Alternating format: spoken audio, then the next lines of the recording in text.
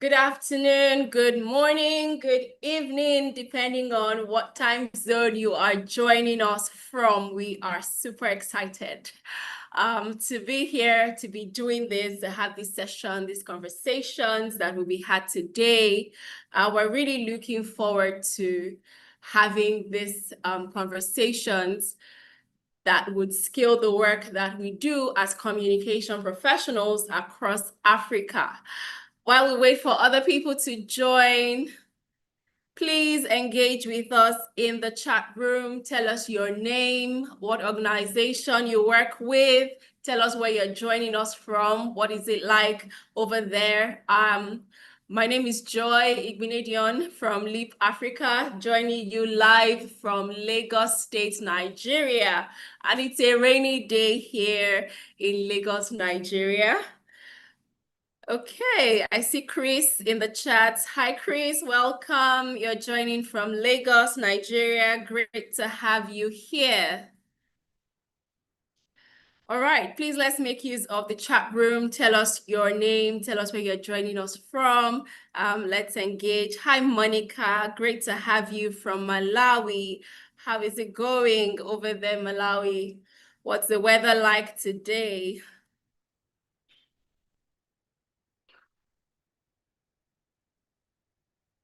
All right, we're looking forward to having some very meaningful, practical conversations on how, as communications professionals, we can move from messaging to action, where we have an Africa where our comms tools and comms messages can actually shift things, change policies, and bring about economic growth in our continent, Africa.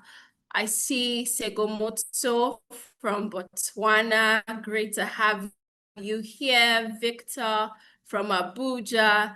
Zainab from Abuja. Hello, hello. Joshua also from Abuja. I see Princess from Abuja. We have a lot of people joining us from Abuja this afternoon. Thank you all for coming in early. We appreciate that. Time is, of course, of essence. Thank you so much. Let's keep engaging in the comments. Let's hear your name. Tell us your name. Tell us where you're joining us from. Okay. I see Bello from Bauchi, Amadou Shatima from Kaduna State. I see Bashir from Kano State. Fantastic. Great to have you all here on the call today. Okay.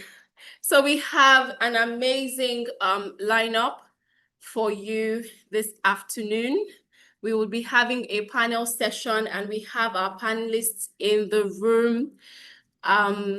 We have a diverse panel here this afternoon, and I really cannot wait for us to dive into the conversations. I'm so excited about today's panel session. It promises to be amazing, amazing, amazing. All right, I want to see some more names and locations in the chat. I can see someone from Nasarawa here, Mohammed Abubakar, joining us all the way from Nasarawa State, Nigeria.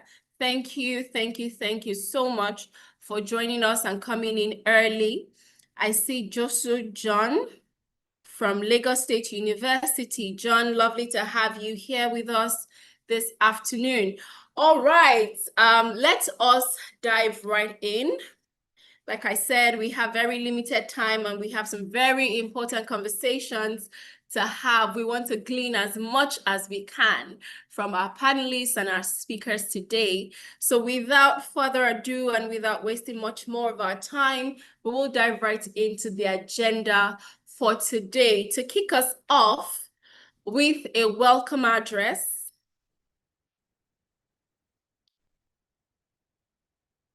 okay.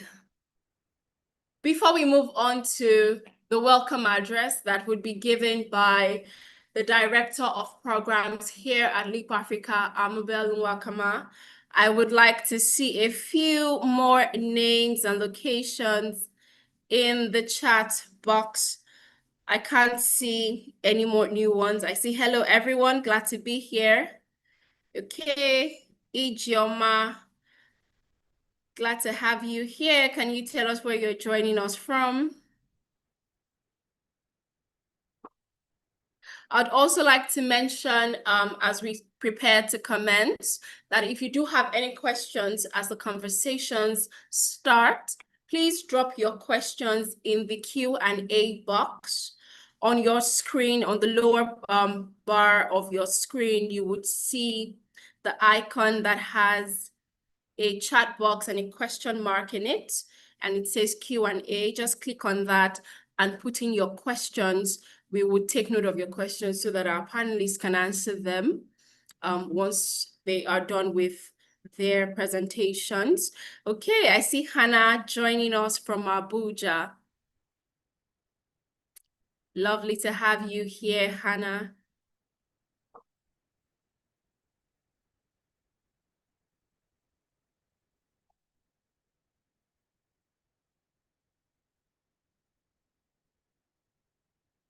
All right, we are just about set to commence this afternoon. Joshua from Kefi, Nasarawa State, lovely to have you on the call this afternoon.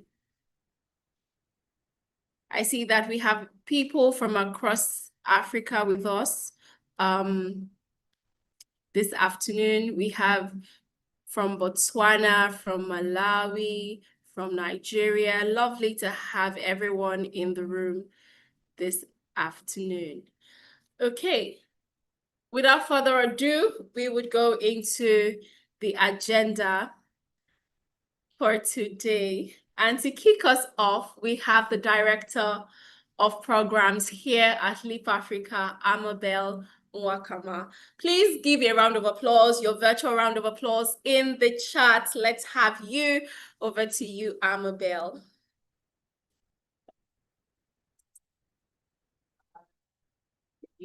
Sorry.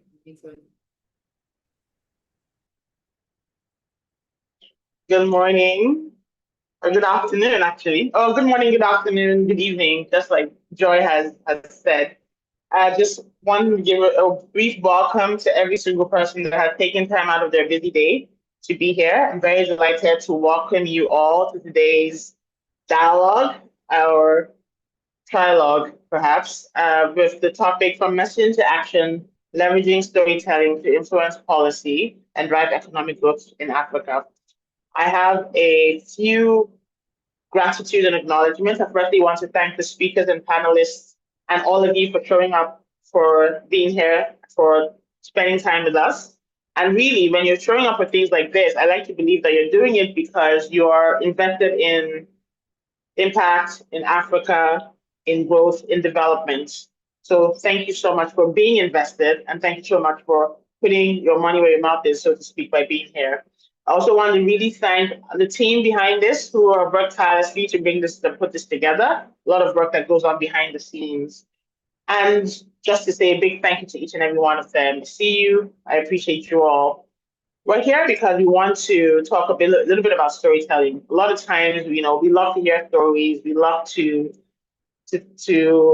share thoughts, and a lot of times people talk about the importance of storytelling, even when you're communicating just very technical things. But we're here because storytelling is more than just storytelling for storytelling's sake or just for fun and games, but it can also be a vehicle, a policy vehicle, a development vehicle, a transformative vehicle. And in a continent like Africa that has a lot of stories and narratives, but also is in need of transformation, how can we marry those two worlds? How can we bridge the gaps? How can we tell compelling stories? And how can we catalyze action? So this webinar aims to explore how we can do that effectively, how we can tell stories using data, using platforms, how we can shape economic narratives, how we can drive policy influence. How can we just, discuss pathways that are integrated into the stories that we're telling, so that informed decision making that benefits the collective good, that is inclusive, that helps policy reform. And how can we highlight real examples in Africa, across our continent, across our various communities, that can shift perceptions and tell these stories. So this is like a call to action to please engage as much as you can, listen deeply. You're here already. So we encourage you to please take the time to be very attentive, very engaged, very participatory, and leave here with tangible ideas, new ways of thinking, knowing tangible ways that you can make your voices count. You can tell new stories in a different way. You can now see the importance of how we tell our stories. So on that note, I'll just say thank you once again for being here. I'm looking forward to co-creating a new script, if you like, story, perspective, narrative that will shape and develop Africa's journey. So thank you again and have a wonderful time. Thank you so much, Amabel, for that welcome address. Yes, we are here today to, discuss practical ways of how we can bridge the gap between telling beautiful, vibrant, colorful stories about Africa and actually changing policy and enabling economic growth. All right, so next on our agenda is a keynote speech that would be delivered by the Executive Director of Leap Africa, Kende Ayeni. Ladies and gentlemen, please welcome with me Kende Ayeni from Leap Africa. Thank you, Joy. Good afternoon, all, especially our panelists and to all of you who have dialed in today. I promise I'll try to make it very short. Today is not a day we should really go into long, winded speeches, but I've been tasked to give a keynote just to give a little bit of background or to make the foundations for our panelists to lay on much easier. So in a very few minutes, I just want to speak to you about what I've been thinking about when I think about the role of storytelling and policy influencing on Africa's development. So a storyteller goes about their little notes, is curious, makes observation, and is considered a creative, a spokesperson, and a messenger. And I really can go on about who a storyteller is from different environments or through different perspectives. However, when it comes to converting that curiosity to more, then more is required, expected, and demanded. So in the case of storytelling and influencing policy, for example, or community organizing, community building, and much more, in my opinion, we are all actually alluding to the heart of the matter. Recently, someone was saying to me, not to me directly, but I happened to be in this space where this person was talking about desirable traits in other people that they find endearing. And that is actually honesty and integrity. Most people, when they come up and you ask them, what is that one thing that you find endearing? Many people are tempted to say communication, but actually, what are you communicating if you are dishonest or if you lack integrity? And that brings me to the situation of false narratives and documentation.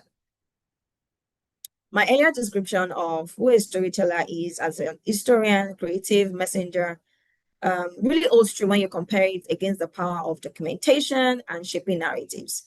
As Africans in this career, being a communication specialist or expert, or however you describe yourself, you really have to wonder about your role in moving the hearts of people and the hands of people, which is in brief is actual influencing. When you think about the art or heart of man, you're thinking about lasting impression, evoking emotional connection, empathy.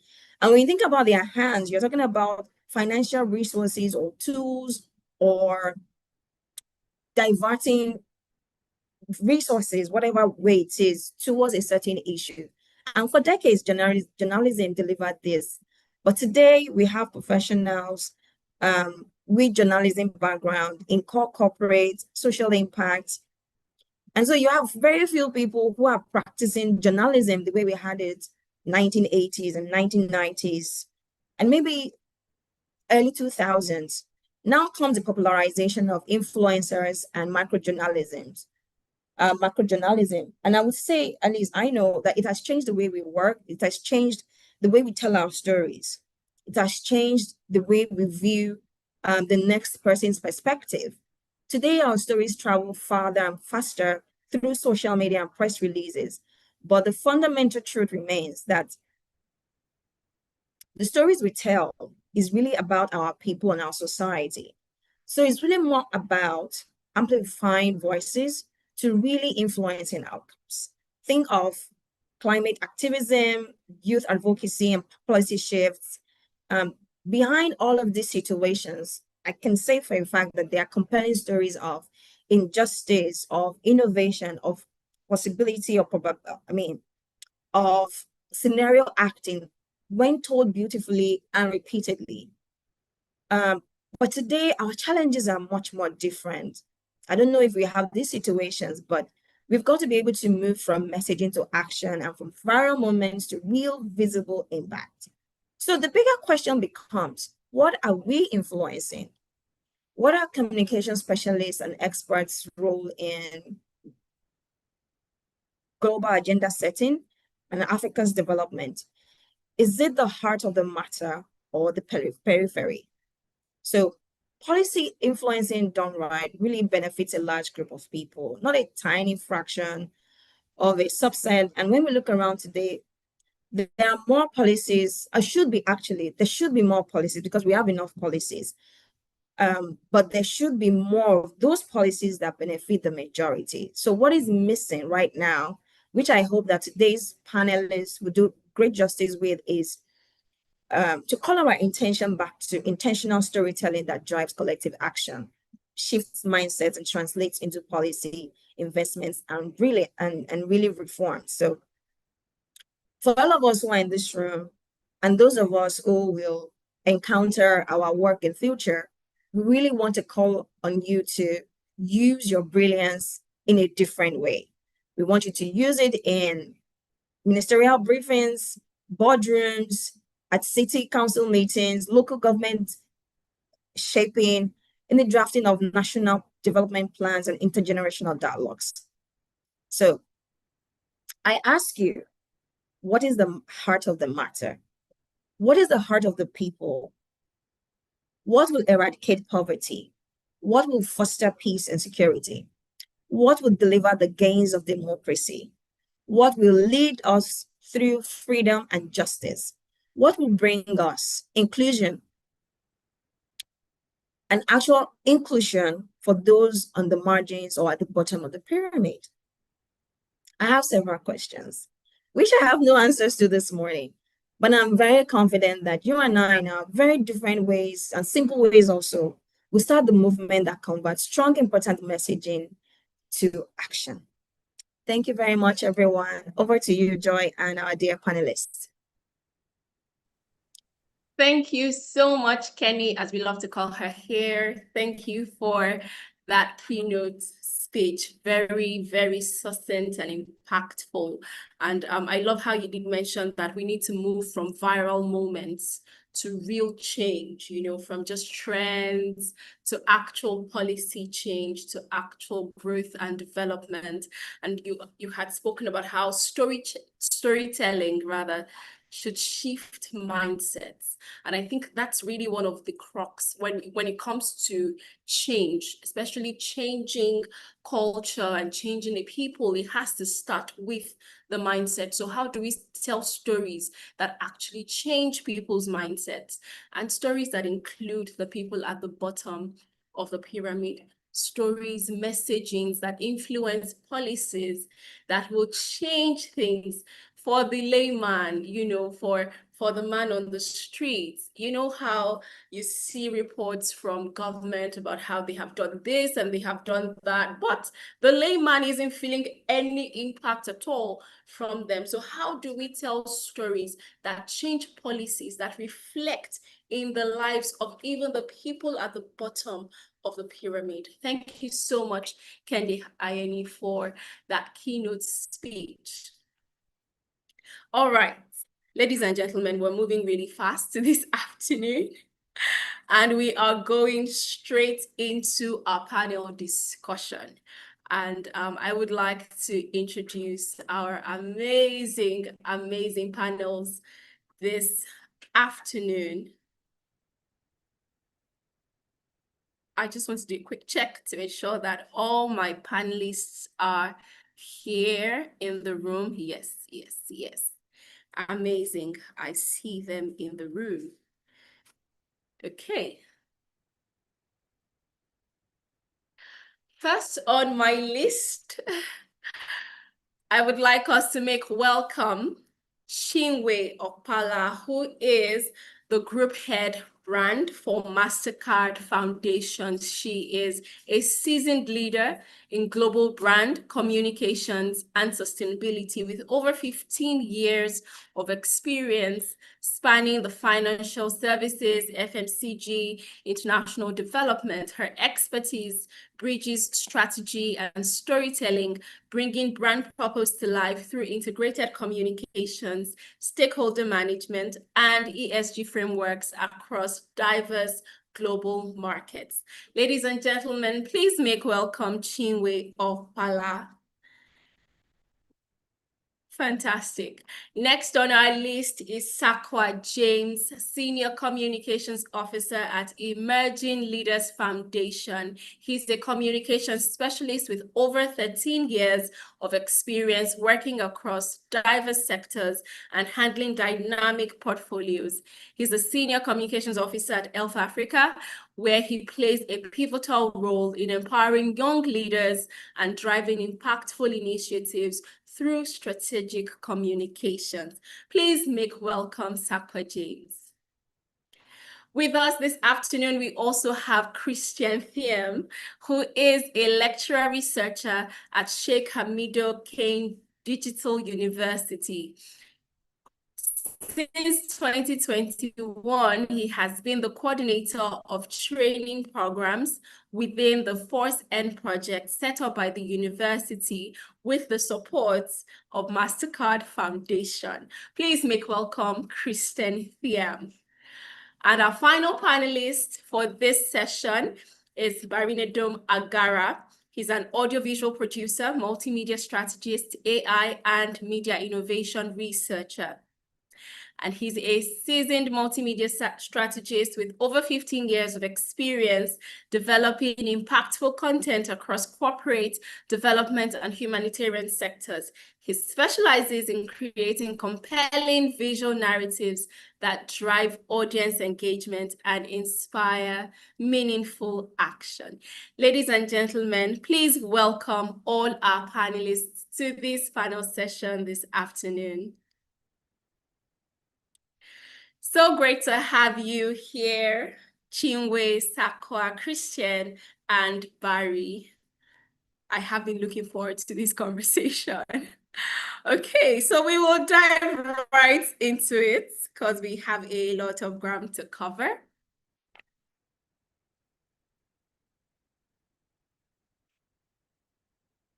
All right, so I'll give you a chance to introduce yourselves once you start to answer your questions. So we'll take an introduction from you and the answer to the first question. My first question would be answered by all our panelists. How can storytelling bridge the gap between raising awareness and driving tangible policy changes in Africa? In answering this question, we'd like you to share at least one example where strong storytelling truly shifted outcomes. And I would like to start with Christian. Over to you, Christian. Hello, how are you? Difficult question for me. I'm going to try to answer. Not sure I'll have examples. Like you said, my name is Christian Thiam. I'm a professor in art, specifically in cinema at Senegal, the only distance learning university, the public distance learning university that is called University Cheikh Hamidou Kane. And I'm also a filmmaker. And like it says, I work with a program that's called Forsen. It's a program that we put together as college professors, and we got the backing of the MasterCard Foundation. It's a program that's geared towards training the young people in Senegal and helping them to get jobs, but specifically into the digital sector. So that's for that presentation part. As far as storytelling, how can it shift policies? Well, I don't think there's any other way of shifting policies except for storytelling. I think it always has to come from that. And the power of storytelling, why is it important to be able to shift messaging? And I'm speaking specifically about Africa because storytelling is something that's like in practically every single African cultures, sub-Saharan African cultures anyway. And it impacts not only the mind of the people, but the most important thing is the storytelling impact the heart of the people. And that's what gets them to move. Because there's one aspect of storytelling that's very important that we mastered in Africa, although we haven't done much research on it. This is some research that I'm doing right now, is the aspect of rhythm in storytelling, because the rhythm is what's really, in my opinion, communicate the emotion and push people into actions. So as far as examples, well, I mean, I can probably give the example of the place where I'm working right now, which is Fossen. The story isn't completely written yet, but we are hoping that by the end of the program, the story will be written. It's a program that's looking to bridge the gap between the needs of the companies in Senegal in digital and the fact that a lot of young people don't have a job. So what we did is we trained the young people and placed them in companies in order for them to fulfill the jobs. But the story gets interesting when we got the feedback from the companies that the feedback was basically, okay, you train people, they know how to do the job, but they don't know how to behave in group. They don't know how to work in team. They don't know how to behave inside the company. They don't know all that. So our story started with that. And we decided that we were going to put together some kind of program that's geared specifically towards giving soft skills to these kids. We'll know in a couple of years at the end of the program what would be the results, and that's where the story is going to come. And our hope is that that story is going to change the education system in Senegal, and it's going to more incorporate these type of soft skills that are very, very important into not only getting a job, but keeping a job. So that's what I would say for now. Thank you. Thank you so much, Christian, for that opening response. And I mean, I would love, I look forward to reading the final report on these projects that you just spoke about, because this is a challenge that cuts across different African countries. I can promise you that in this week and the past week, this is a conversation that we have had in different meetings.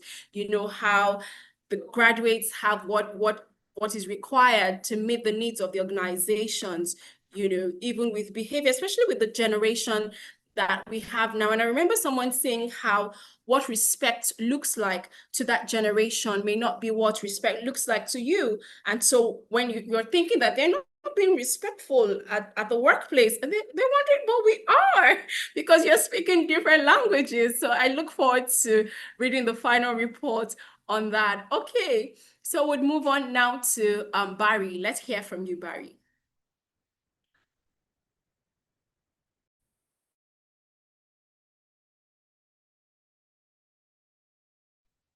Okay, hi Joy, hi everybody. Sorry for a bit. I was just trying to get my own mute button out of the way. All right, great.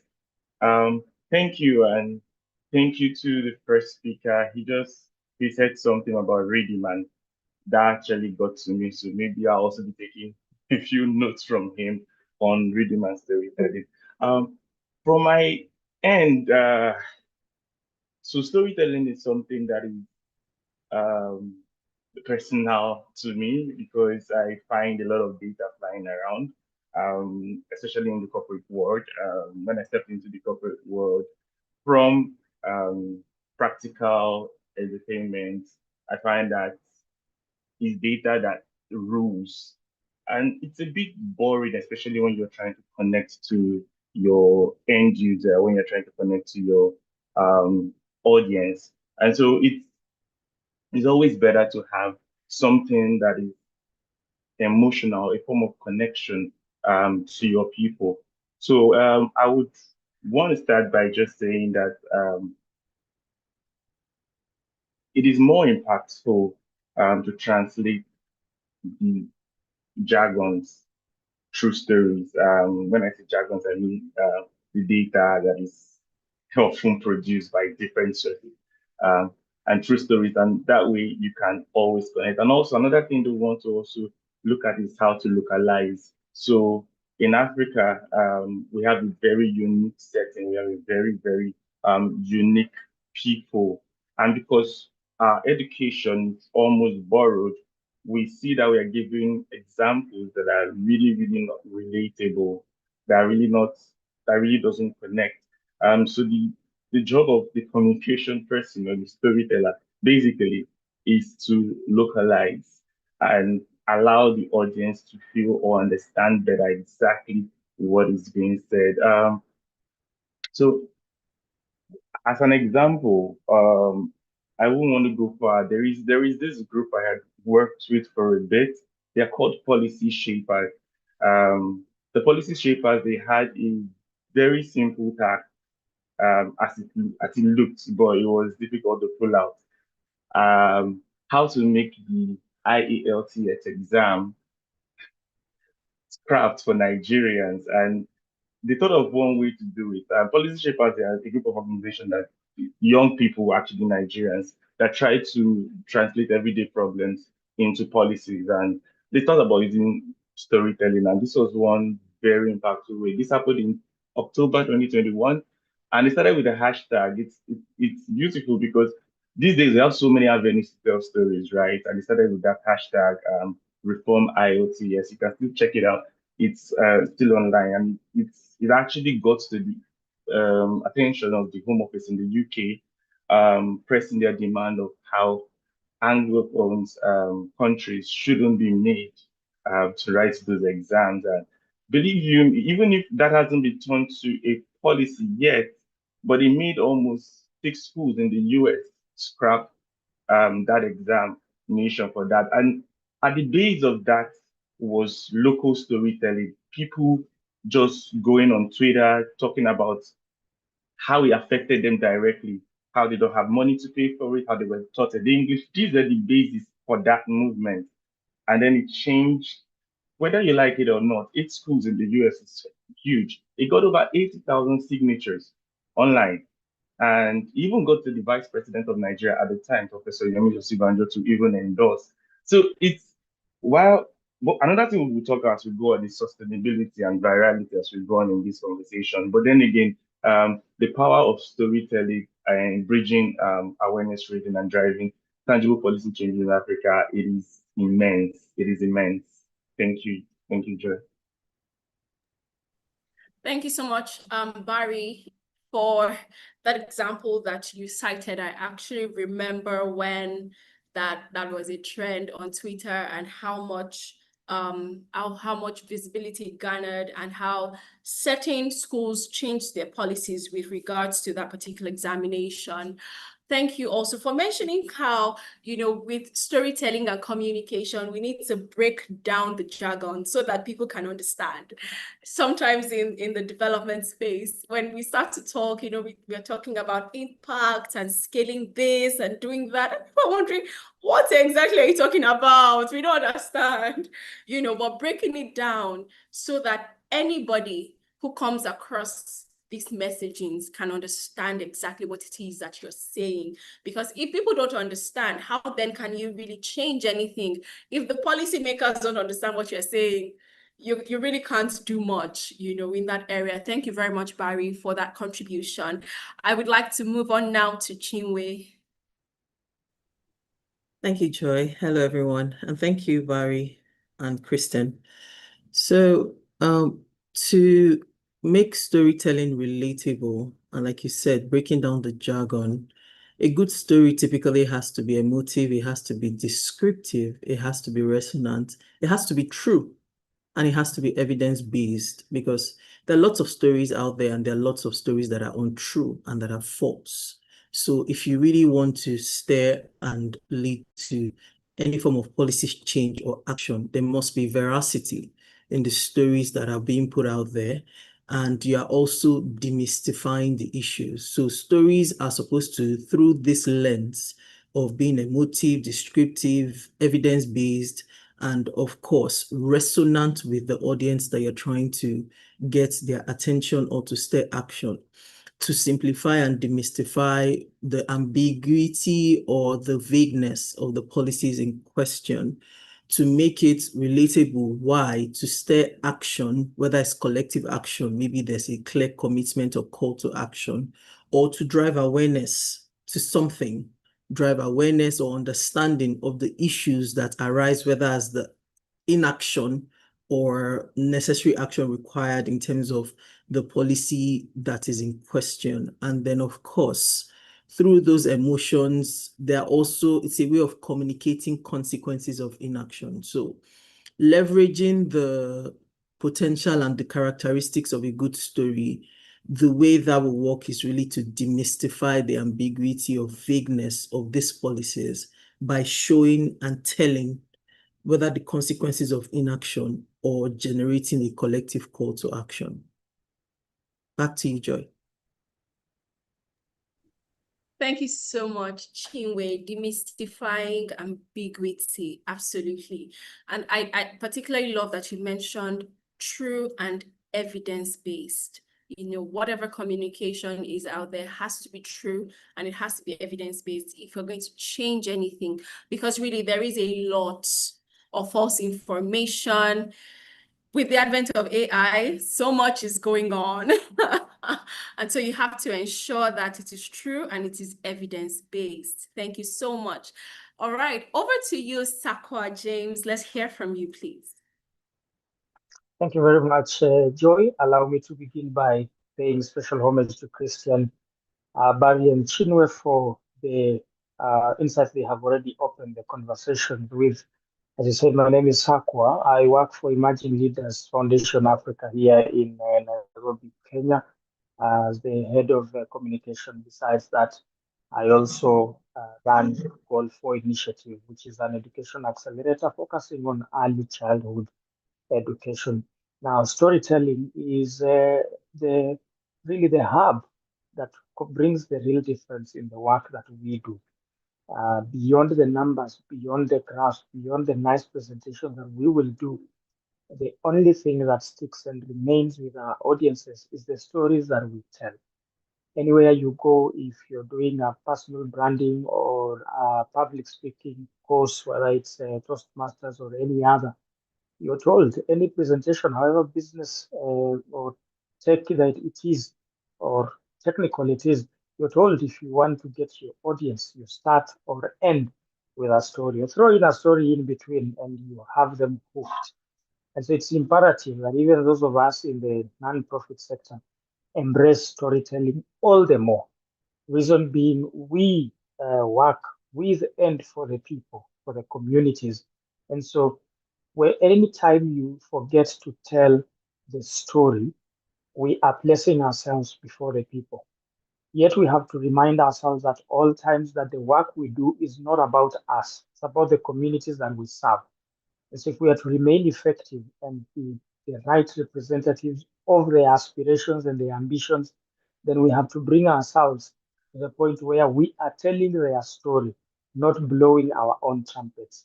Now, how do we then use storytelling to bridge the gap between the existing scenarios and policy interventions? Number one, and I like what Chinwe already began by saying it must be true. I love to say that it must be verifiable. If a third party would want to find out if I am saying that our program in Naivasha has supported 3,000 female inmates, is that verifiable? If Barry were to go to Naivasha maximum prison, is he able to find the 3,000 female inmates that I say we have supported in education or in this and the other? Secondly, the story has to be, it's a way or to humanize the work that we are doing, because we are not working in a vacuum. We are working within a community that has men, it has women, it has young children, teenagers, and young adults. And so we have to humanize this beyond the numbers, because as you say, Joy, many times we hide behind the big numbers, hide behind the jargon. We want to be identifiable, or want to associate with the language that the donor is using. And with that, we lose our primary audience, which should be the communities that we work for. But a good story, again, that drives into policy change should personalize the work or the impact that we are doing. That we are not just talking about climate change as one abstract, or talking about female genital mutilation as one abstract concept, because that anyone can do. But we have to personalize this and zero in on the specifics that we are addressing. Finally, there has to be we have to be specific in what we're addressing, but there has to be a clear objective. One, why do we do the work we do? But most importantly, why am I telling the story that I am telling? So clarify the CTA. When I have told you the story and you have heard it and you have heard about the radicalization that is in region X or Y, what do I want you to do about it? And because our policymakers are people who hear from people like us every day, all day. So how do they prioritize what I am presenting? They have no time to begin to break down what I have said into actionable steps that they will take.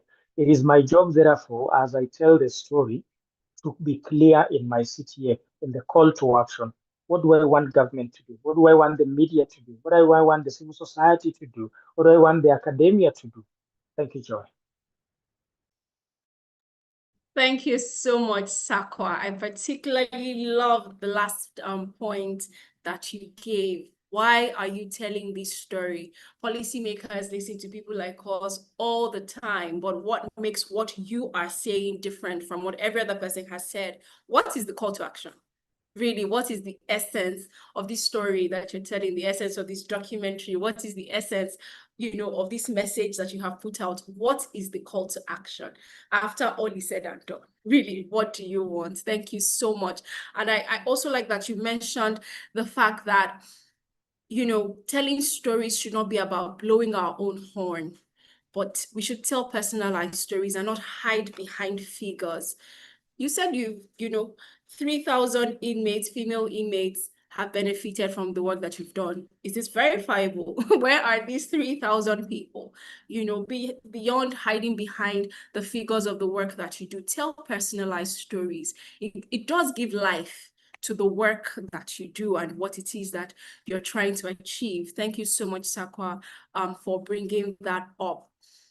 My next question would be for all of you as well.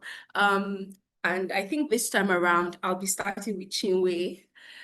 Many sustainability initiatives struggle with perception, where they are seen as Western or elitist. Now, how can storytelling reframe sustainability as an urgent, locally relevant economic driver in Africa? And I mean, I'll mention how, you see, with the Western world, we see a lot of organizations that have been here for 150 years, 200 years. They're sustainable and they are helping the continent grow economically.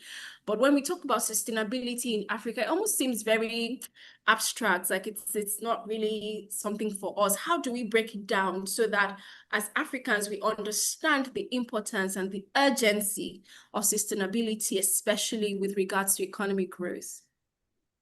Thank you, Joy.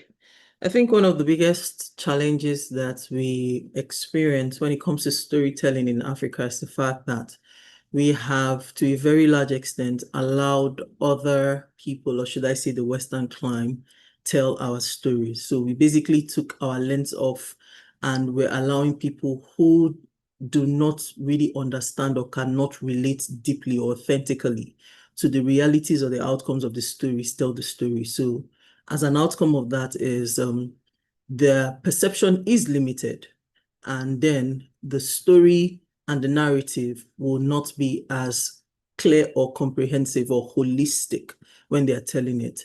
If it basically turns to a Chinese whisper, if I'm giving you a reported speech, I told you a story of something that I experienced. By the time you have to retell it, you have probably filtered at least a good percentage or a significant percentage of that experience or that outcome as compared to if I am the one that is telling it directly. And when it comes to things like sustainability, back again to ambiguity and vagueness, I think there's an expectation or there's a standard that has been set in terms of what qualifies to be called a sustainability outcome. But in Africa, unfortunately, we have not really learned how to celebrate, should I say, the silent everyday heroes. So the little lady that is doing something with maybe recycling in Ghana, or doing something with agriculture in Kenya, or doing something with fashion and arts, or with creative industry in Nigeria, is not considered, or even waste that we have, at least personally in Nigeria. I know how much when it comes to waste entrepreneurship, when it comes to recycling. I followed that journey very closely when it started, and the different people that started it back then, Mazi, and the different stakeholders. And I see how much it's generated change and transformed not just industries, but communities. But it is considered elitist because we have not really accurately owned and told our stories. So there's a lot of misconception. An average perception of an African impact story is going to show a child or somewhere in a degenerated community suffering. If it does not convey suffering, if it does not convey hunger, then it doesn't seem accurate. But we know, we that live in Africa, we know that that's not the truth. That's not the story. Africa is filled with innovators, is filled with entrepreneurs, is filled with people that are literally causing transformative change on whatever scale, whether it's at individual level, whether it's at their community level, whether it's their ecosystem level. However, because we have not really taken the lens to wear through our frame to tell the story, we are allowing third-party reportage. That is why it seems elitist, and sometimes it seems very disconnected from the real people, the rural communities, and the people that are really causing the change at levels that might not be considered significant but impactful. They are not the ones getting the microphone. They are not the ones that the camera is in front of them. There's a template that has been created in terms of how you tell story in Africa. And unfortunately, a lot of us have adjusted to that. And if it doesn't suit that template, it's not right. So the problem is where the frames and the perception has been placed for a long time. It's never been originally in our hands. If we tell ourselves the truth, storytelling is part of our African indigenous culture. A lot of us grew up listening to stories from people that are older, grandparents and all that. They will tell it in a way that you will feel like you're in that world. If your grandmother was telling you story as a young person, you will literally feel like you were in the story, whether it's fictional or whether it's true. So really, we do own it, but we have not owned it in terms of from our own lens. And once again, communicating what is true and what is right. The template has been created by the Western world, and we feel the need to adjust and adapt to that as opposed to putting the camera where it matters. Those are my thoughts. Thank you so much, Chinwe. Storytelling is indigenous to us in Africa. Absolutely. We are such great storytellers. So many folklores, so many stories, and you did take me back a bit when you mentioned listening to stories from your grandmother and how it feels like you were there when it happened. The way even with the way we gesture and gesticulate when we're talking, all of that adds to the beauty of African storytelling, but we have allowed other people tell our stories from their own lenses, from their own perspective, and that colors our understanding of some of these concepts because the stories are not being told in our language. And so we do not understand it. Fantastic. Thank you so much, Chinwe. I'd like to now ask the same question to Christian. I'd like to hear from you. Well, thank you. I'm gonna jump right after Chinwe and follow her lead because I also connect with what she say as far as storytelling is from us, and it is true. Storytelling is from us. It's Africa has lived in storytelling, has been a way that we communicated, and we all have grandma stories, so it is from us. But as far as the sustainability is concerned, I'm not I don't consider myself a communication expert, but in terms of what I research, I think there's two aspects that I can talk about when it comes to the, if you want to call it, the lack of sustainability in Africa. One of the aspect is linked to the environment, and the other aspect is linked, specifically to the storytelling part.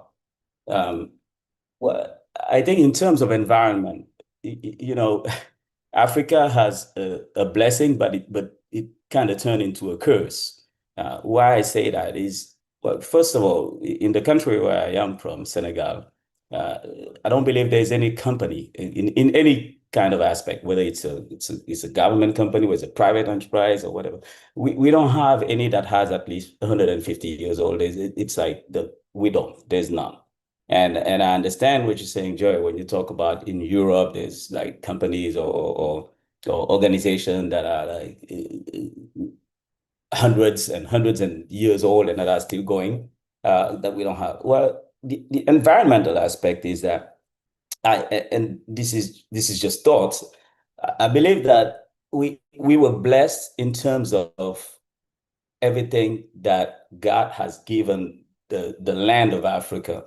I know that in my country, pretty much in every single home, it's very, very rare. It's almost impossible to see a house where there's no at least two or three trees and fruit trees, whether it's mangoes, whether it's banana tree or whatever. There's all kind of fruits, and so in this continent, we used to having them. It's not a luxury to us to have it. It's so common. The Western world wasn't like that. The Western world is a cold, not very. The land is not very. How do you say that? It's not towards geared towards having a lot of fruits or vegetation. It's very poor compared to Africa in terms of the quality of the land. So their approach to goods, it's different than ours because of the environment in which they're living. The environment in which we live makes our approach to goods very different than theirs. And so the idea of preserving for tomorrow, for a future that is uncertain, is not something that we grew up with because of the environment in which we work. Now we are caught into a different world. So we need to catch up and figure out how we can change that. But I think that has a part to do with the lack of sustainability. That's the cultural aspect. Now, in terms of the storytelling, again, I'm totally in agreement with Chinwe. I mean, the storytelling is African. It's so African that I mean, we did everything in storytelling, whether it's peace, war, everything, putting the kids to sleep, anything, even teaching the children, it's made through storytelling. I know that when we do what we call initiation, which is something that's like in pretty much every single African culture, there's some kind of a ritual of initiation, a ritual of circumcision that's happening, which is the ritual which the boy becomes a man. Nowadays, we do it as we are already old. I know I did it, I was already old, but you learn something there is that everything they teach you inside is through storytelling and singing. There's nothing else. So it's so part of our culture. I think one of the problem we have is we haven't taken the time to study the storytelling skills that our grandmother and grandfather had.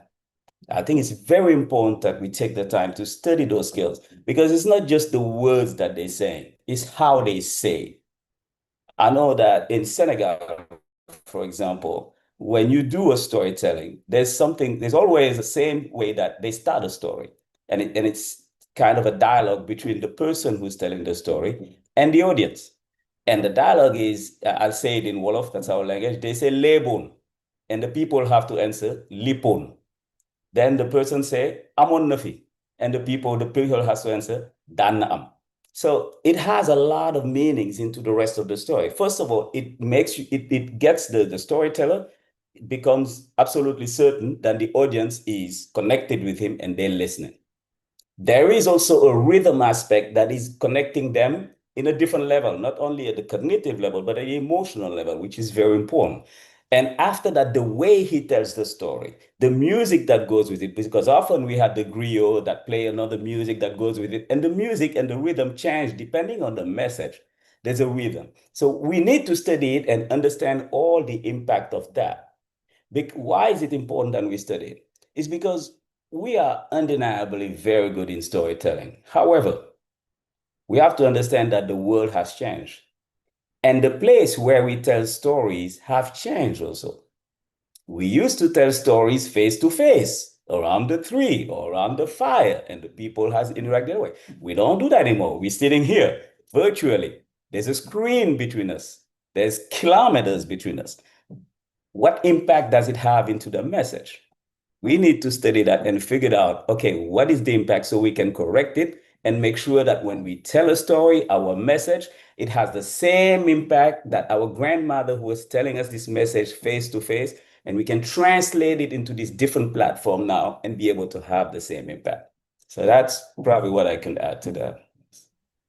Thank you so much, Christian. Studying the storytelling skills of our grandparents and being able to take that and transform it into the platforms that we now have where we tell stories, but keeping the impact of the stories that are told. Thank you so much. And you also mentioned the environmental and cultural context, really, of telling stories and how we view these things of our perceptions based on the environment that we are in and what is important to us. Fantastic. Thank you so much, Christian. I would move on to Barry in 2 minutes because time is running. Let's hear your perspective on this.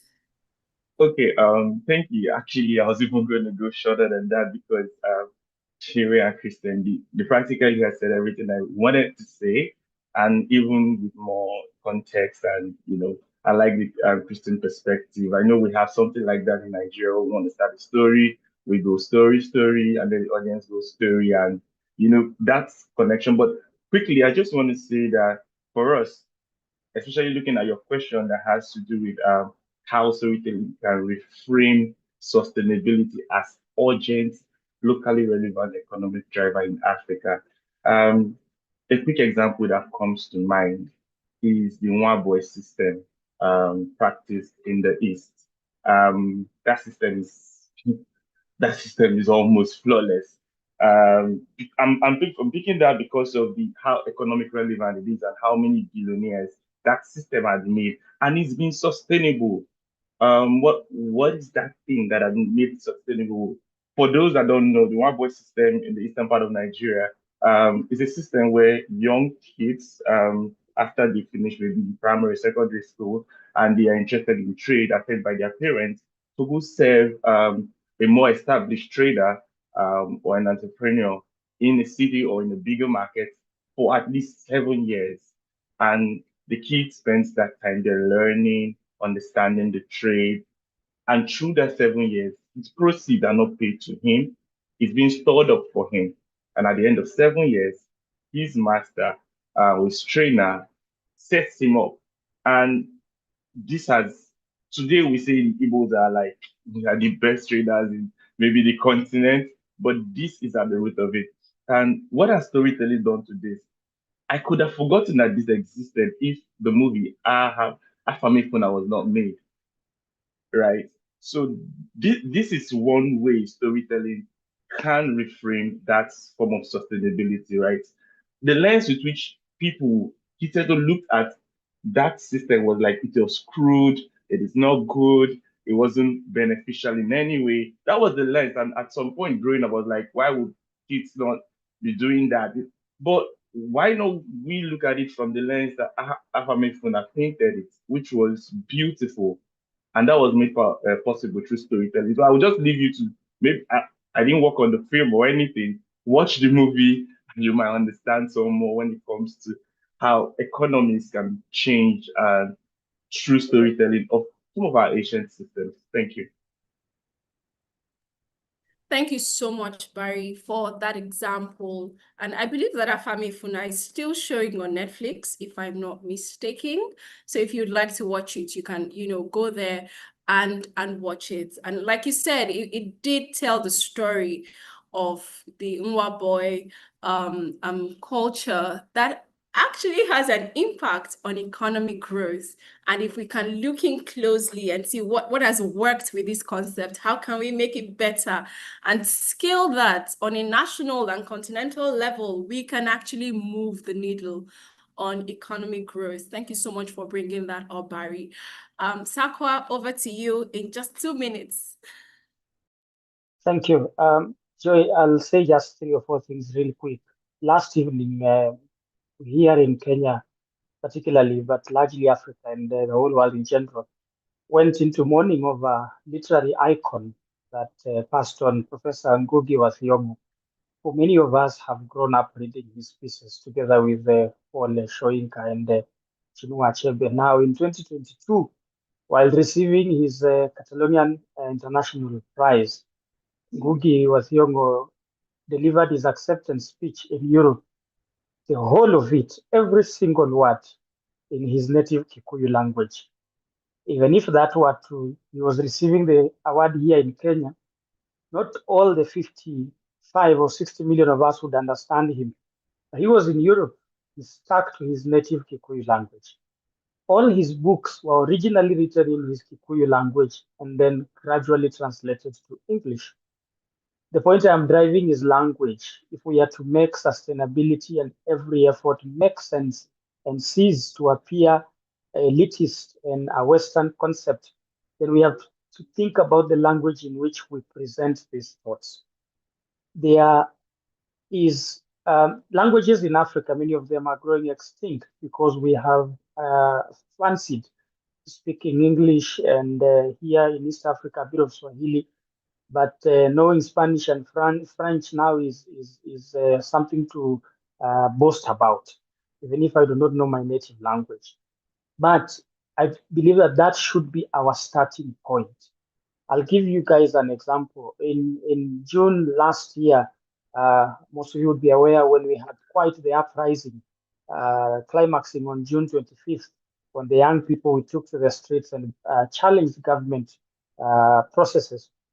One of the things we were contesting was the finance bill of 2024, which is released every year and determines the taxes and the costs of various goods. And because politicians have the platforms louder and wider than us, they go to markets and funerals and churches and hear and say what is not true. And our old parents and grandparents in the villages, when we talk about these things on Twitter and Facebook and TikTok, they are not there and say they don't get it. What we ended up doing is we translated key aspects of the finance bill in local languages. So there were tens and tens of videos going around on Instagram and TikTok and going around on WhatsApp of the finance bill, the mainly contentious sections in different local languages. I know I interacted with at least 6 different languages speaking to that. Now, you see, when you do that, the local farmer in my village who has 3 cows and sells milk locally understands what the bill is saying about their small business that they run at the local market. If we continue talking about it on TVs and radios and newspapers, my grandmother would not get it. The second thing is to showcase local champions. Like I said earlier, we are not the story. The story is our people. So if I'm talking about sustainability, who is the local champion? 2 weeks ago, I was in Kwale County planting mangrove trees, and there is a local champion there. So I cannot tell that story without highlighting the story of Mzee Juma Mwashanga. I have to place Mzee Juma Mwashanga at the center of this, whatever story I tell about that mangrove planting activity. We have to link sustainability with everyday realities of the people, our primary audience or our target community, either the benefits or the effects. If we're saying this is the negative effect of climate change, of sustainability, or anything, then we have to link it with everyday challenges that they will experience as they go to the market every day. Then they will begin to relate with what we are saying, including the benefits. So let's speak from the ground up. Let us focus on benefits that the people can see and elevate indigenous solutions, not accepting or not fronting solutions that have come from elsewhere, because sustainability, as Christian alluded to, is not a new thing in Africa. We have had sustainability since time immemorial. That's how we have retained green vegetation. That's how we've retained clean water, streams, and rivers. And so there are local solutions that our people have been using from time immemorial to date. Let's elevate those ones and front them as the as the primary interventions that we are putting forth in our storytelling. So language, ground up, and local solutions. Enjoy. Thank you so much, Sakwa. Language from the ground up, local solutions. Absolutely fantastic. And speaking the language that the people understand reminds me of a video that I saw recently when someone was saying that what is maintenance in your local language? What is maintenance in your local language? That's probably why we don't understand, how to go about maintaining facilities and all of those things. So what is sustainability in your local language, and how can you communicate it to the people using that particular word? Thank you so much, Sakwa, for that contribution. All right. If you do have any questions, please remember to put them in the Q&A box so that we can take a couple. We don't have a lot of time, but we may be able to take one or two questions. Okay. So this question is for Christian. As a filmmaker, visual storytelling has power, no doubt, but documentaries sometimes preach to the choir. How do you craft stories that reach policymakers and skeptics, not just the already convinced?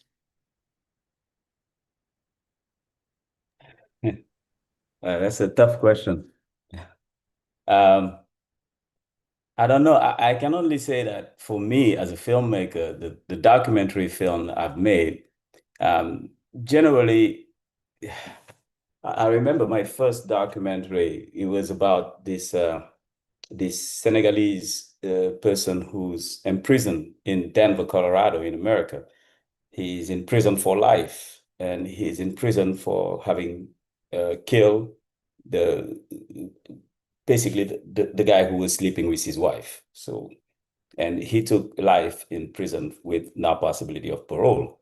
I don't have a particular opinion on that. I'm not like for his liberation or against. It's just that I say that to say that the story had a cultural relevance to me, in a sense that I know, coming from Senegal, and it's not like that I condone it or anything, but I believe he would never be locked up for life. He would have done time in prison, but he probably would not do life in prison.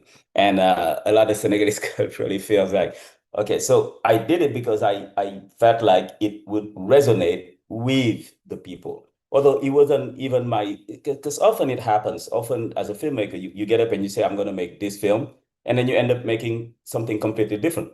When I started to make this film, I wanted to make a film on the African people that was in prison in America. That's what my film was. And so I went to the consulate, the Senegalese consulate first, and I started asking them if they had any information on, people that was in prison. And they, gave me a bunch of information. And there was one person that I was particularly interested in. That was the one I wanted to do the documentary. It was this young kid. He was 18 when he came to America, directly coming from Senegal. He just had his high school degrees from a wealthy family, and he went to Michigan to the university there. He did 3 months, and the third month he went to a party. It was a fraternity party, and he had sex with a white. The color of the skin is not relevant, but a white woman who was a student also on campus. And but unfortunately, this woman was drunk, and the next day she filed a lawsuit for rape. And he took 44 years in prison. So here is an 18-year-old boy who's going to come out at 62 something years from prison and be shipped directly back to Senegal, and his life is completely ruined. Now, I'm not saying that, rape is an okay thing, but in America, this is what we call the law says that even if a woman is drunk, as long as she's incapacitated, If you have sex with her, it's considered rape, even if she's the one who's asking you to do it. Well, it's not the same thing in Senegal. And 3 months is not enough to understand this rule and this law. That's the film I wanted to make. Unfortunately, in order to make the film, you have to go to the prison and film the person. Otherwise, it doesn't make sense. So, and the law in America is you have to write to the prisoner and ask him. I wrote to him, and I didn't get a favorable answer from him. So I switched and went to the guy who's doing life in prison. So I say this to say that a lot of time when we decide to make a film, we decide that we're going to make a film on one thing, but then it might end up being another thing. And also, for me anyway, when I take a film, a documentary film anyway, so I don't just do documentary, but I'm saying when I take a documentary film, it has to be something that speaks to me and speaks to the people in my, I would say, close environment. I've never made a film on a global issue, a documentary on a global issue. I haven't. All the documentaries I've made are like local issues. The prison in America. I made a documentary on government embezzlement in Senegal. I made a documentary on the civil war that's happening in the south of Senegal. So those are the things that I'm making documentary on. But that's me. So to answer your question, what drives me is like I make documentary on things that have an impact on me. Basically, it might seem selfish, but that's basically it. Thank you very much, Christian. So you did mention making documents that, are drive impact for you, right? And I think that in a way that does speak to what we should focus on being what matters to the people, right? Making documentaries, films, communication strategies, building them around what matters to the people. That way you can really get the attention of the people. If you're talking about something that they don't care about, it probably wouldn't go far. Thank you very much. This next question is for Chinwe. What makes a story strategic and not just emotional? And how do you equip movements or brands to tell the kind of stories that are strategic and not just emotional? Thank you for that, Joy.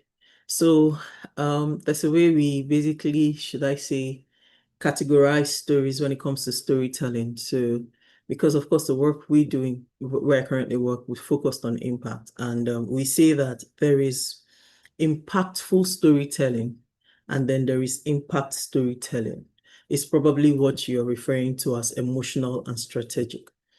Impactful storytelling is when you have a good story that stirs emotions, moves people to tears, evokes feelings, focuses on the character in the story or their own personal experiences. Sometimes it's reactive, a lot of times it's isolated. It's about that character and their personal experience or outcome or consequence, and it just really stirs feelings and gets people all teary-eyed. It's not bad in itself. It's always a good story.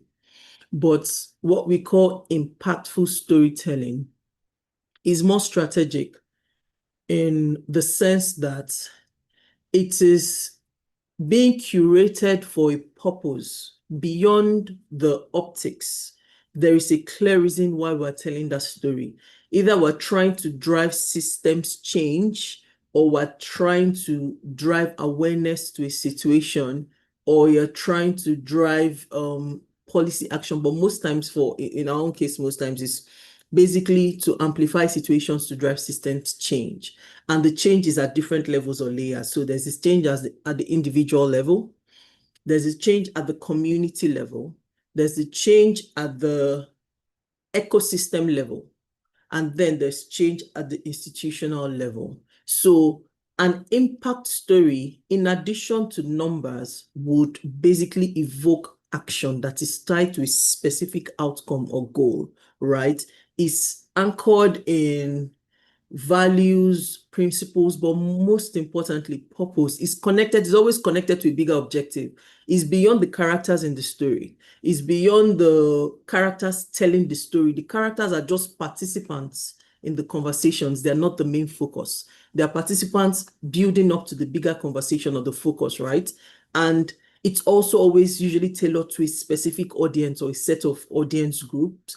And it's supposed to always have a clear call to action. Now, in terms of how to equip brands to do that, because honestly, storytelling is not just a tactic, it's a responsibility. It's a way of driving accountability for brands. We must be clear on why do we need to do this? Why are we telling the story? What are we trying to achieve? What is this? What is the message that we're trying to communicate? Who? So I always say map the message, the audience, and the platform. What message are we trying to convey? To whom are we trying to convey the message? And then what platforms are we looking to leverage to tell these stories? But most importantly, what are the expected outcomes? What are we looking to achieve? So we want to tell the story of a farmer that is experiencing drought and how it's basically affecting his experience in terms of farming. And then you tie that to the trends when it comes to rainfall in that region. This is just a random example. I could tell many, I could give more examples when it comes to the work we do, when it comes to maybe amplifying youth voices, driving education, but just to show the difference between that impactful and impact storytelling, or emotional and strategic story. So this farmer is experiencing drought. He can't feed his family because there's issues in terms of his work, and as a result, there's no food. That's an isolated story. That's about that farmer's experience, how it's impacting him, and the fact that maybe he can no longer meet up with his responsibilities, and there's now an issue with food on the table, among other things. But there's a bigger story if you want to connect that. Okay, so what are the trends in rainfall that is causing this issue? Are there irrigation problems? Is there a bigger conversation when it comes to policies that can now feed into, say, an SDG goal on hunger? How does this singular farmer story, if we connect the thread rightfully enough, tell the bigger story of why there's a need to alleviate hunger, starting with, okay, when it comes to the geographical location, and then the agricultural systems in place, and then bringing it back. So that farmer eventually becomes just a participant in a bigger story or outcome, as opposed to isolating that incident or that experience. You get all the emotions, it's tear-jerking, but really, what are you trying to achieve? So that's the difference between emotional or impactful storytelling and strategic or impact storytelling. It has to fit into the numbers, it has to fit into a bigger picture, it has to fit into a bigger outcome. You are just using the story as one of the tools, and the people that are participating or telling the stories are participants in the bigger agenda. Amazing. Impact storytelling and impactful storytelling. What is the message? Who is your audience? What platform are you passing it on? What is the call to action? And what are the expected outcomes? Fantastic. Thank you so much, Chinwe, for walking us through that response. Okay, Barry, this question is for you.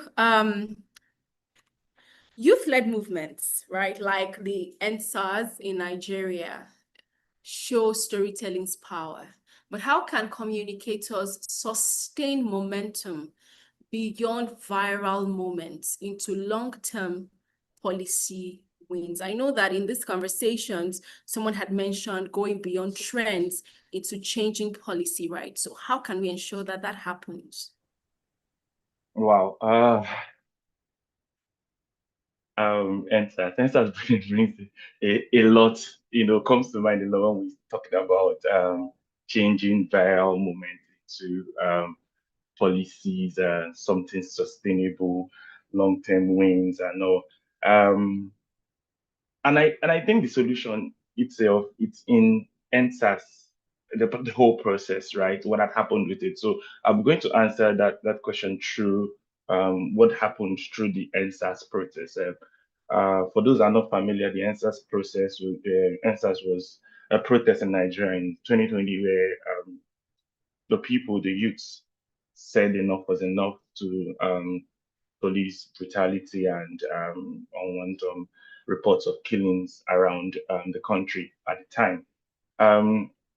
So first of all, for me, the first thing the communicator needs to do, sustain that, which was done with the answers, was one, archive it, save it, and that's where first of all storytelling comes in, right? Tell that story in a way that it cannot be denied, and thanks to the internet, everybody became a champion communicator, and people were telling it from their angle. Protesters at the field were tweeting, were making videos. I remember a certain DJ, taking it upon herself to, get in front and get ahead of it. And these stories were archived. That is one of the first things, because if it's told, it cannot be denied, right? So that was one of the things that, while they were trying to deny what happened or what didn't happen, there was evidence because it was archived, right? But then we need to move forward. Now, after archiving it, um, how do we ensure this doesn't happen again? And that's where some of these viral moments end, right? How do we move it from this story to policies, right? So we have lawyers that are good with policy making and other comms experts that are good with it. But these stories are rough from the field. I think that's where communication experts now have to step in, right? And do the translation of these tweets, these videos and everything, put it together with their wealth of knowledge and turn it, into conversational points, place it in front of policy advocates, call policy advocates into a meeting and say, we are not just saying things at random on the internet. This is what happened. These are the data. And just do policy briefs and make it compelling. Infographics. We saw a lot of that. As I said, the solution to this is actually in the entire process. We saw the 5 for 5 demand. It was structured. It was very, very structured. The final thing I would like to say should be done by communicators is, creating a platform for this. I think budget, budget the organization, and then co-development. They've done a good job with trying to use data to sustain this kind of conversations.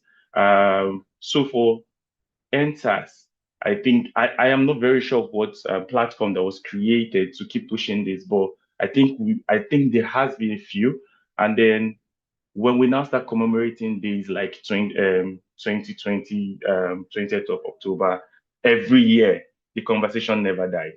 Every year it's back up on the table. Every year you're hearing that, and then we start having people like artists and movie makers jumping. Burna Boy was on that with one of his singles.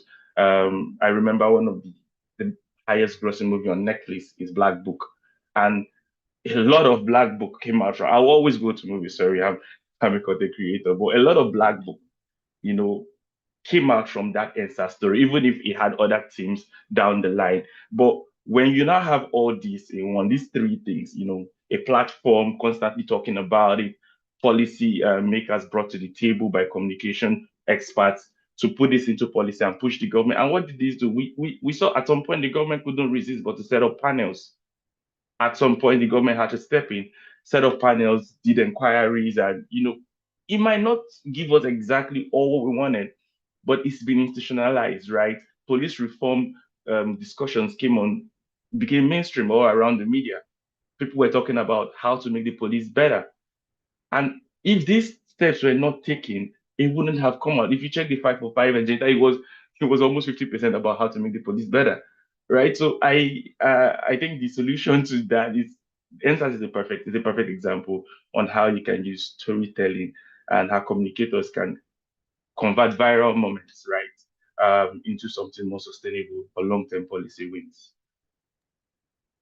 Thank you so much, Barry. Thank you very much. And what I hear you say is that, beyond the viral moments, beyond the movies, we need to keep the conversations alive.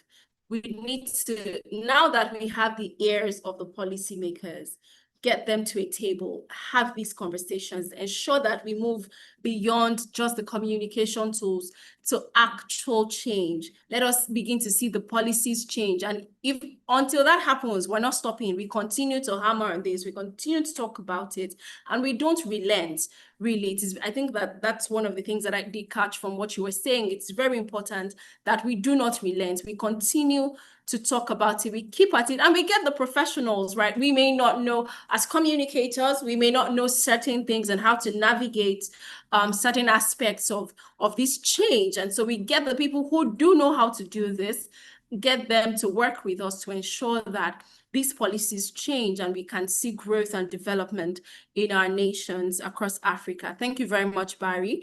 This final question would be for Sakwa James. And my question is, what is that one tactical tool or method, for instance, data storytelling, grassroots testimonials, influencer partnerships? What is that tactical tool that young communicators should master in order to influence policy?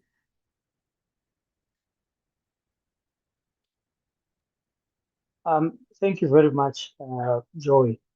The one thing that young storytellers, I would say they need to master is to build linkage. I'll just go back to part of what I said earlier. Build linkage between the issue that we are addressing and the most affected communities, and use everyday language. The other thing that we need to master is to use everyday language. But before I speak to that, Chinwe talked about impact storytelling and impactful storytelling. The most effective way I have found is to use the story arc. And a story arc, just as a normal arc goes, it starts from the before, telling the story of the before, the story of the intervention and the transformation there, and then the story of the transformation thereafter, after the intervention, and then the city here to the end. So look for an effective model of storytelling, and the story arc could be one of those. The other thing is, how do we translate it to everyday language? If we are talking about anything sustainability and SaaS, how do you translate it to everyday language? The question I love to ask: whatever you do, whatever you're talking about, can you explain this to an 11-year-old in their everyday language? If I cannot have the 11-year-old understand it, I am still speaking jargon. What would I tell an 11-year-old that deficit is? What would I tell them inflation is in their own language? So storytellers need to begin to have both gears, the forward gear and the reverse gear. That while I go ahead with acquiring knowledge, gaining skills, understanding new emerging topics and themes and the buzzwords, I also pull back and ask, if I were to explain this to my 11-year-old niece, how would I put it? Because then when it comes to telling the story, I am better placed to put it in a language that will be understood. Because one of the things we assume, Joy, is that policymakers, because they sit in parliament, because they sit in Senate, we hold brief for them. We hold brief for them in as far as the intellectual capacity is concerned. And we assume that they have the same understanding we expect them to have. Well, that is not the truth. And many of them, and even those who have, like I said, they would rather spend their time on campaign and many other things as opposed to reading actual documents. So putting it in an everyday language is better. Using relatable analogies. If I were to speak to my member of parliament about the issues we are talking about, how would I put it in everyday in a relatable analogy? If we're talking an example, again, to an 11-year-old or to a community or a women group in my village, how the best would I tell them national budget? How would I make them understand what a national budget is? Maybe I would bring it back home and ask them and start discussing their household budgets. How would I bring them to understand issues, for example, like inflation? I would bring it back home and ask them, how much did a loaf of bread cost 2 years ago? How much does it cost today? How much income did you have 2 years ago? How much do you get today? That difference is inflation. See, I am using things that they relate every day. And finally, I would again tie it to everyday life.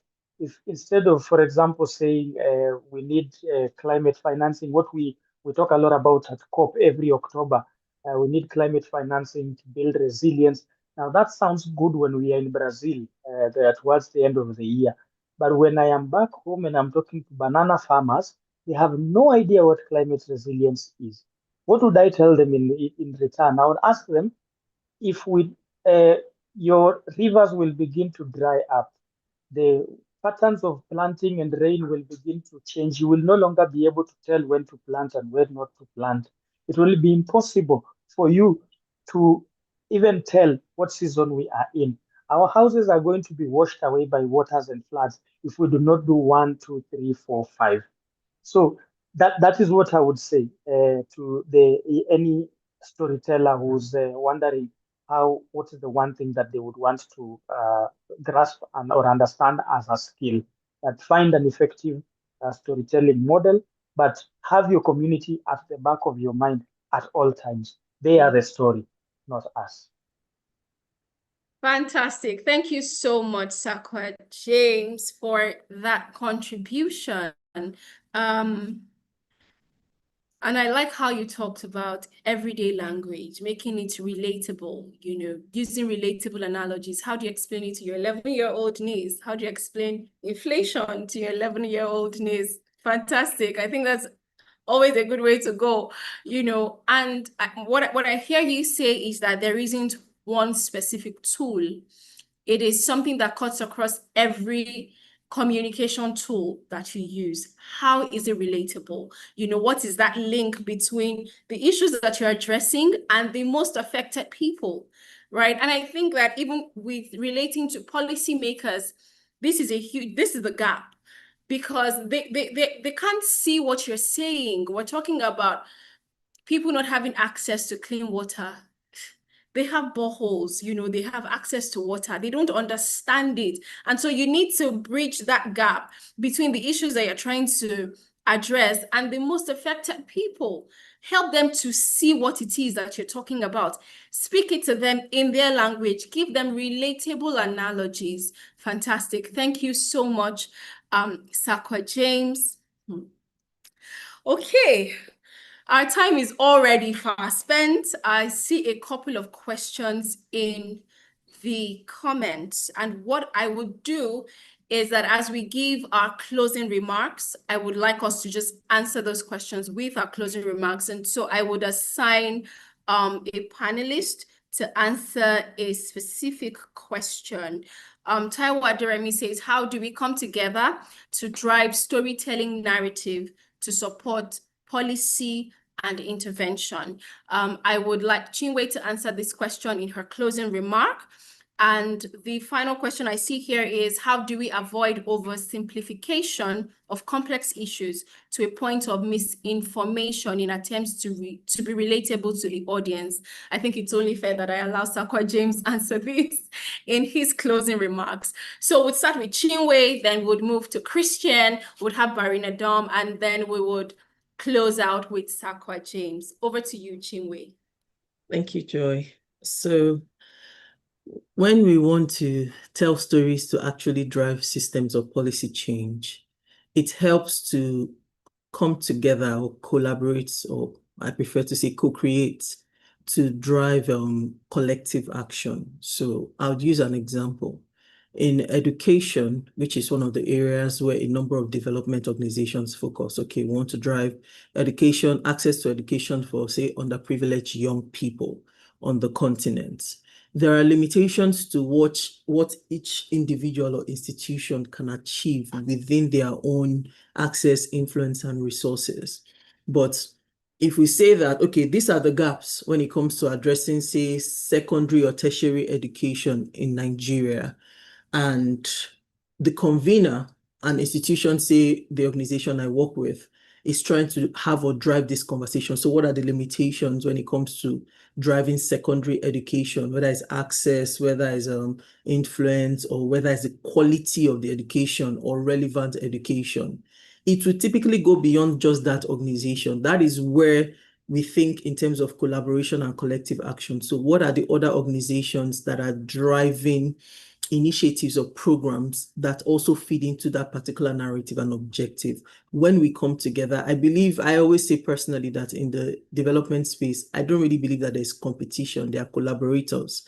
So you come together and we drive convenings or conversations and tell stories that amplify not just the work, but the gaps that are in that particular issue or concern, and then bringing in the policymakers in terms of, okay, this is what we are doing so far to drive secondary education in Africa, in East, West Africa, just an example. These are the gaps we have identified, and these are also the other institutions, and these are the gaps they have identified.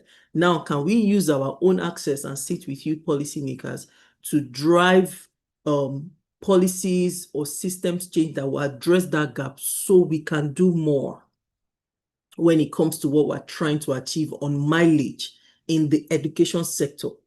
That way, this is now a bigger story beyond any institution or organization involved. It's now about a bigger objective or a bigger goal.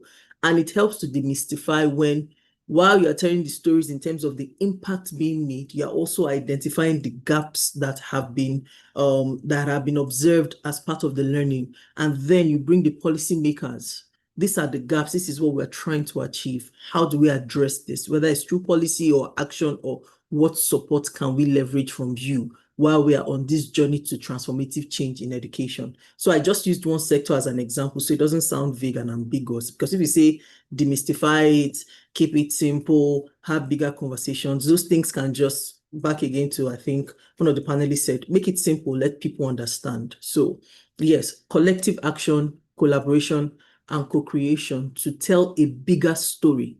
That's my thought on that. And then, of course, closing remark is, like I said earlier, storytelling is not just a campaign tactic. It's not one of the nice things that you do because you're a communications professional. It's a responsibility, and it requires a lot of accountability. Let's always ensure that we are accountable in our storytelling approach, and that we're always driving bigger narratives beyond whether it's our own organization or beyond the individuals, but to try to drive change at individual, community, ecosystem, and institutional level. That is how you can use storytelling to drive bigger impact on a larger scale. Thank you. Thank you so much, Chinwe. Christian, over to you. Thank you, Joy. I think my final comment will be just not to forget the importance of the emotional part in the storytelling. We all learned songs when we were, children, and we all remember them. We never forget them. I mean, 50 years after, we still remember the words to everything, and we can sing them. There's a reason why. But our lessons from first grade, we don't remember them anymore. We couldn't tell you what it was. So there's a reason why, because there's an emotional aspect in the song. It could be also the rhythm. There's a lot of studies to be done on that. But it's important. I mean, I'm not a big fan of slogan, but I think this one I agree with is people don't remember what you say. They remember how you make them feel.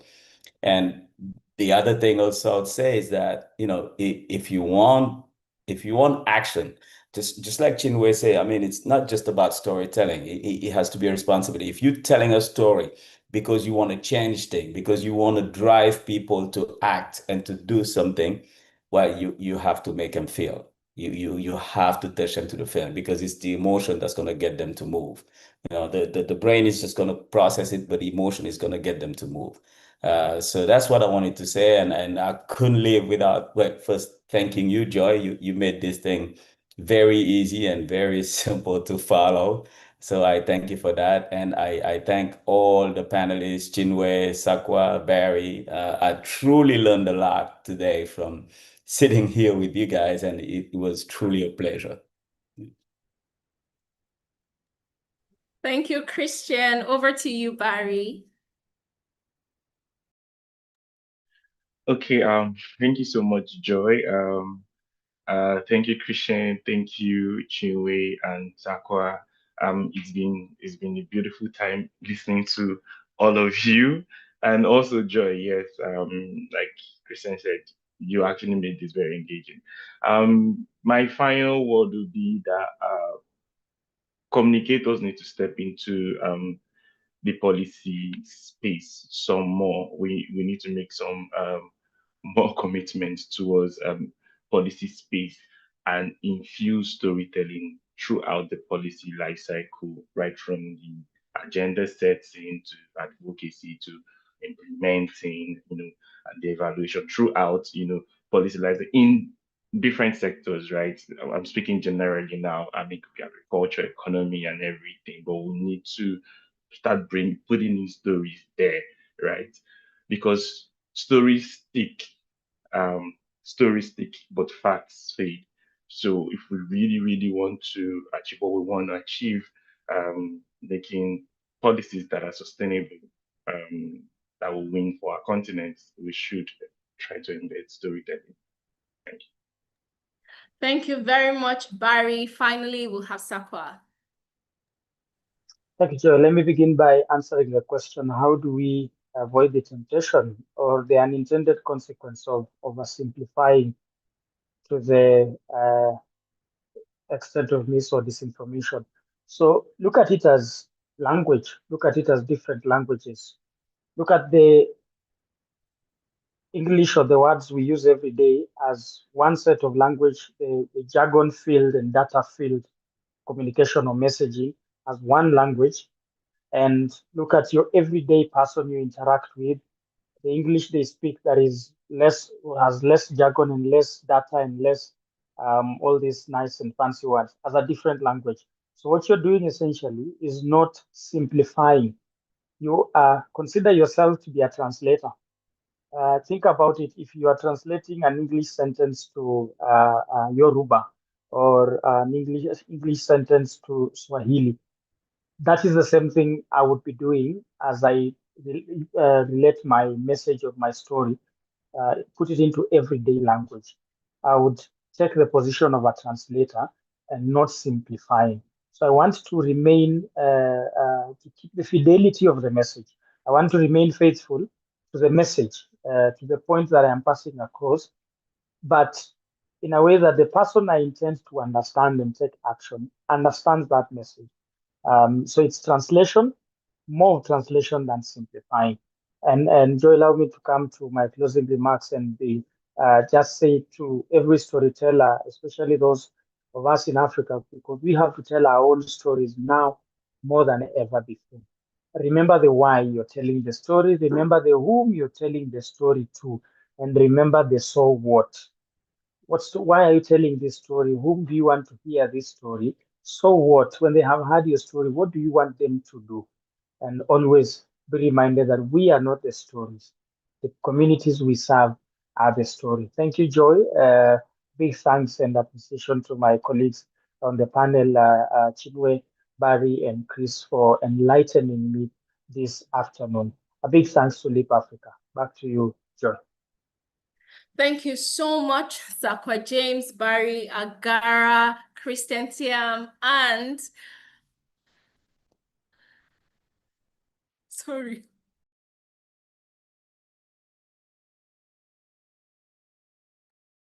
Okay. Apologies. Thank you so much, Chinwe, Okpala. Thank you, all our panelists. This has been an amazing, amazing panel session. I tell you, I have learned a lot just listening to all of you. Such a diverse panel, and you guys have shared from your wealth of knowledge. Thank you so very much. Please, in the comments, put in your thanks, put in your applause, put in the emojis. Thank you so much for all that you have shared. Also, in the comments, you would see the link to a survey. Would like to get feedback from you. And yes, would like to hear from you about how the session went for you. What are some of the next steps that you're looking to take after having these conversations that we've had today? And I see that one of the questions in the Q&A box is, what is the next plan? You know, we do have a lot of programs, a lot of events, webinars around communications, around monitoring and evaluation. different aspects. And if you would like to be a part of it, we'll also be sharing another survey with you that allows you give us consent to share some of these events with you, some of this communication with you so that you can be a part of it. Consent is very important in this day and age of data protection. So please open up the surveys and let us hear from you. We'd love to do that. Finally, to wrap up today's event, I would like to call on the communications manager of Leap Africa. She here. Okay, fantastic. Humbadan Yakume, over to you. Please give us your closing remarks. Wow, wow, wow. Hi. Good afternoon, everyone. Good afternoon.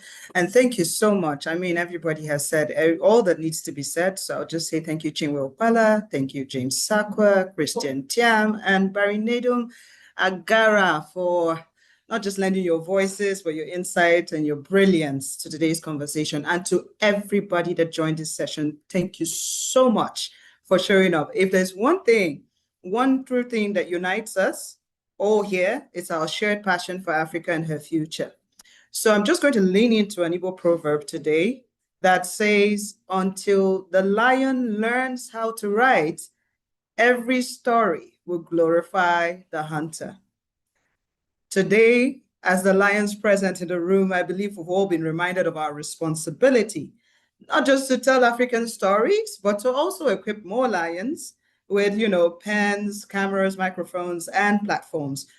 So one thing we need to understand, and my key takeaway from this session, is that storytelling is not a luxury.